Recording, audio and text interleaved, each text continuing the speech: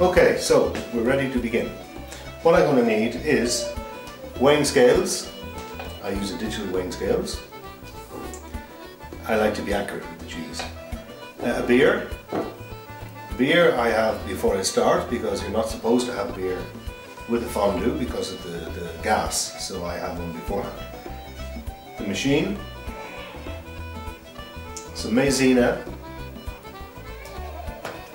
wooden spoon from Italy, cheese, and I'll go through that in a minute, and sharp knife for cutting cheese. Bit of garlic. So you're not supposed to have beer with the fondue, you're supposed to have wine.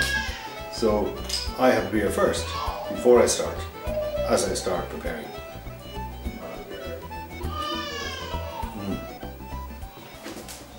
Okay, so what I use is I use Gruyere and I use Vacherin. And the Gruyere is, it's got little tiny bits of salt in it. It's not mild, but it's not very salty. It's sort of a demi-sel, or fruité they call it. And that's what I want. I want a total of 400 grams for 2 people. That's 200 grams per person. And I want it in a ratio of about 3/4 of Gruyere and 1/4 of Vacherin. Now you could go 2/3 Gruyere and 1/3 Vacherin. You don't have to grate it. You can just chop it into little bits like that. Maybe cut them in half if you want. Like that. And keep going until, in this case there's 2 people, so I'm going to go for about 300 grams of Gruyere and 100 grams of Vacherin. Okay, the Gruyere is quite hard to cut.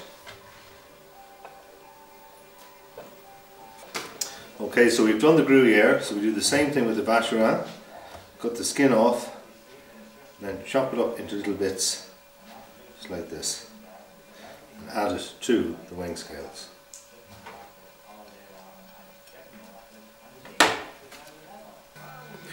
Okay, so there the cheese is done. In this case it's 372 grams instead of 400, but that's fine because we never actually finish it.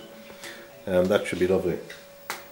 Over here my assistant is preparing the starter on this plate, which is going to be viande séchée and pickles. And we'll come back to that when it has been prepared. Okay, so normally we use white wine for the fondue, but in this case I'm going to use champagne. So this is a bottle of champagne, which wasn't all that expensive. In fact, it's just a half bottle. I'm going to use the same measurements as the wine and see how this turns out. So we've opened the champagne, and I'm putting champagne in the jug here, and what I use is I use 16 centiliters for 2 people. So that's quite easy, because that's about 16 centiliters there. So for 4 people it would be 32 centiliters, etc. So there's my champagne or wine. In this case it's champagne, but it could be wine. And I add to that 1 teaspoon. People say, oh, how big a teaspoon is it? Is it heap or otherwise? It's sort of a heaped teaspoon. It's like that much, if you like. Let's hold it up here and have a look at it. 1 teaspoon of maizena. That stuff there. Fleur de maize. And that sort of thickens it a bit, I think, and stops it separating. Okay, now the bubbles in the champagne are messing this up a bit, but I think that should settle down. And that's ready. And then of course that means that there's champagne left over. Now what do you do with the champagne that's left over? You drink it. Cheers. Now here we have the starter. which is very nice. It's just viande séché with some gherkins and pickled onions thrown around it. Next to it there we have the bread, which is ready for the fondue, broken up into small little bits. Oh yeah, and I've just been reminded that you should also put black pepper on here. Very important. Okay, so over here I have my ingredients. This is my wine. In this case it's champagne with the maizena. Now here I've got garlic. This is one big clove of garlic which I just cut up into little bits. And you'll see what I do with that now in a minute. Then here we have the cheese ready to go in. The bits of garlic that I chopped up there, I'll just grab them all and I use them to scour around the inside of the fondue pot. Yeah.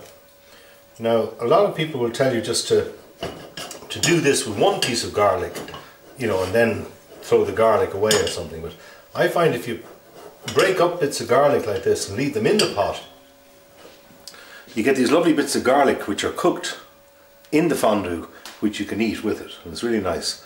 Now the fondue pot, by the way, is well worth your while buying one of these heavy cast iron coated fondue pots. They're twice the price of the cheaper ceramic ones, but the cheese doesn't stick to them, and it'll last you forever. It's a very good investment. Okay, so now we're going to light the gas. There we go. And I'm going to pour in my mixture here. Just stir it up a little bit of champagne and maizena. Pour that in. Then I just throw in the cheese on top of it. Just like that. And then with my special Italian stirring spoon, I just move around. Okay, at the moment that's on high heat. You can't see that there, but you know, it's high heat. This is gas, by the way, not electric. I don't use electric because I believe that you need fire to cook something. But that's just my own opinion. Okay, let's leave that down till it heats up a bit. At the moment I don't have to do anything, just look at it. Okay, I'll just give it a couple of minutes, then I'm going to turn it down a bit. So I've turned it down now, so it's, you know, it's quite low. So now it'll do nice and slowly. Okay, now you can see that as it gets hotter, the cheese starts to melt. You get less and less lumps in it. I think it takes maybe a total of about 8 or 9 minutes to cook it. Maybe 10 minutes, and that's all. Okay, that's just about ready.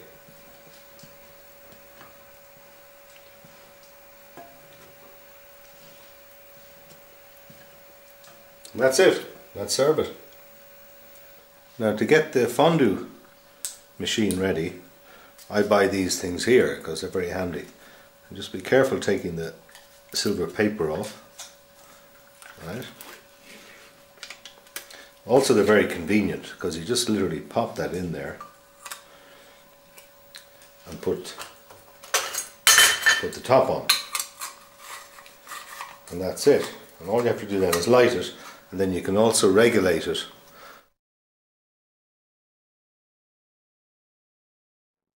You can regulate the rate of the burning. And of course when the fondue is finished, you use this to put the flame out. That's what you do. We are now ready to begin, so at this point we should say goodbye. Bon appetit, my dear.